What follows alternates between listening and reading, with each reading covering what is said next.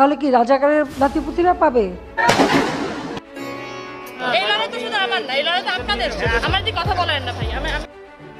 এবার শিক্ষার্থীদের পাশাপাশি আন্দোলনে নাম লিখিয়েছেন চিত্রনায়িকা পরিমণি। তবে তা অন্যান্য শিল্পীদের মতো শুধু স্ট্যাটাসের মধ্যেই নয়, বরং সরাসরি মাঠে নেমেছেন তিনি, যেখানে তার এমন চিত্রে সকলের কাছে প্রশংসিত এক শিল্পীর নাম পরিমণি।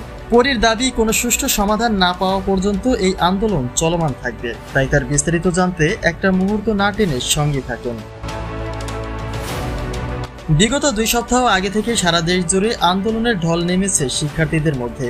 যদিও তাদের দাবি অনুযায়ী কোটা পার্সেন্টেজ কমিয়ে আনায় কিছুটা আন্দোলন বিরোধ ছিল, কিন্তু এই আন্দোলনে কয়েক শতাধিক প্রাণ গেলেও তা নিয়ে প্রধানমন্ত্রীর কোনো মাথা ব্যথা নেই, বরং তিনি তার স্থাপনার ক্ষয়ক্ষতিগুলি দেখাতেই ব্যস্ত।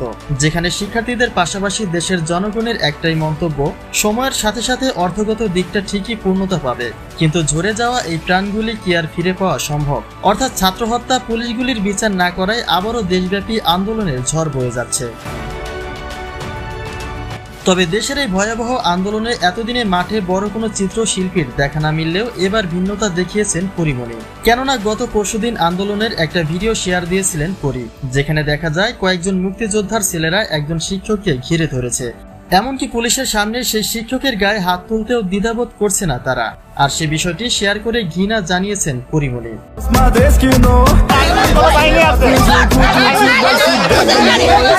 তবে এখানে শেষ নয়, শুধুমাত্র স্ট্যাটাসই নয়, বরং শিক্ষার্থীদের পাশাপাশি দেশের আন্দোলনে তিনিও সরাসরি মাঠে নেমেছেন।